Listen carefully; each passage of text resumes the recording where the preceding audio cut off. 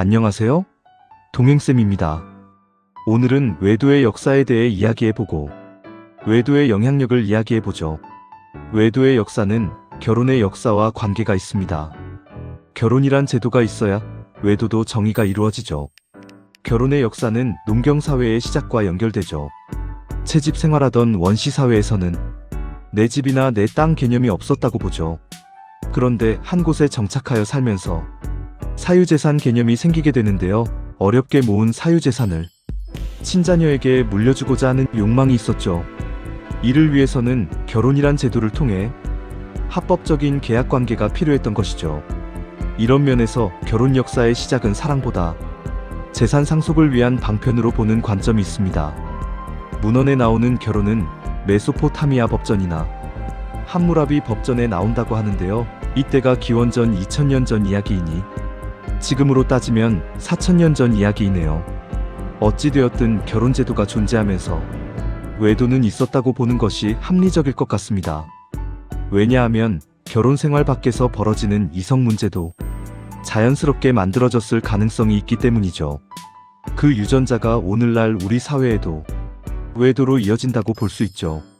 이렇게 발생한 외도는 시대가 흐르면서 개인의 행복이 중요하게 되자 더 활발하게 나타나는데요. 18세기 이후 사랑 없는 결혼 생활에 대한 반작용으로 외도가 정당화되는 수준까지 진화합니다. 이런 것은 오늘날에도 그대로 존재하죠. 외도와 직면한 부부를 대상으로 부부 상담해보면 애정이 식었거나 애착이 손상된 경우가 있는데요. 그렇다고 해서 외도가 정당화, 합리화되지 않음에도 불구하고 어떤 외도행위자는 애정이 식고 애착이 손상되어 외도했다고 주장하는 것을 보면 시대가 변해도 사람과 사람 사이에 존재하는 심리 기제는 크게 변하지 않는 것 같습니다. 지금으로부터 200년 혹은 300년 전과 비슷한 것을 보면 말이죠. 어찌되었든 외도의 역사는 길며 이는 동서고금을 떠나 현재까지 진행형입니다.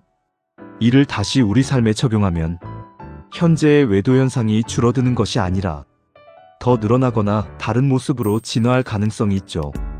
따라서 뜨거운 열정으로 사랑하는 남녀가 결혼하였다고 해서 외도는 일어나지 않을 것이라고 믿는 것은 일어나지 않기를 바라는 욕망일 뿐이죠.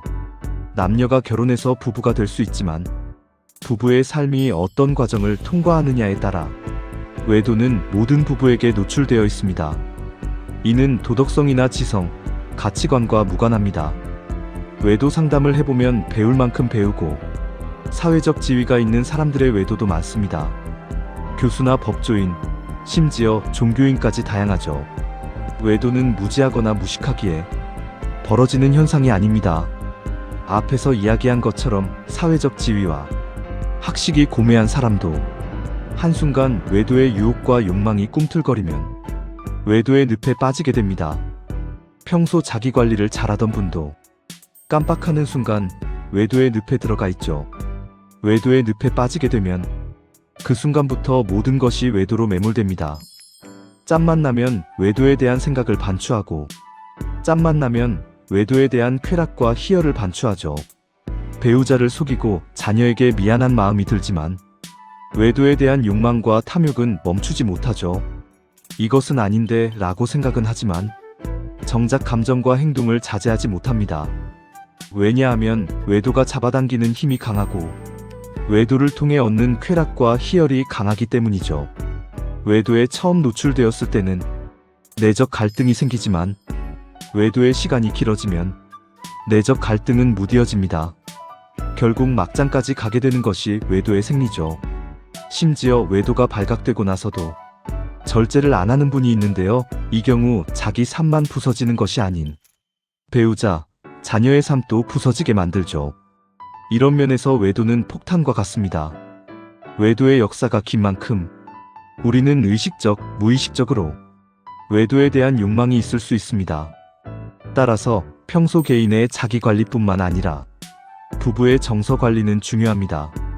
현대사회로 올수록 성적 외도도 있지만 정서적 외도도 활발하고 오프라인 외도도 있지만 온라인 외도도 활발하기에 외도에 대한 예방은 필요하죠.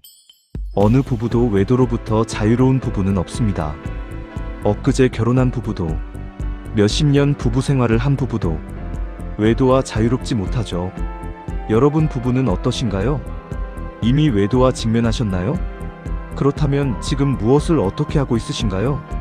마냥 무기력하게 대처하고 있지는 않으신가요? 그렇다면 전문가와 상담을 추천합니다. 이를 통해 추가적인 외도를 예방하고 추가적인 외도가 재발하지 않도록 해보세요. 외도로 인한 상처 치료는 당연히 해야겠지요. 오늘 준비한 내용은 여기까지입니다. 내용이 유익했다면 구독과 좋아요 부탁합니다. 고맙습니다.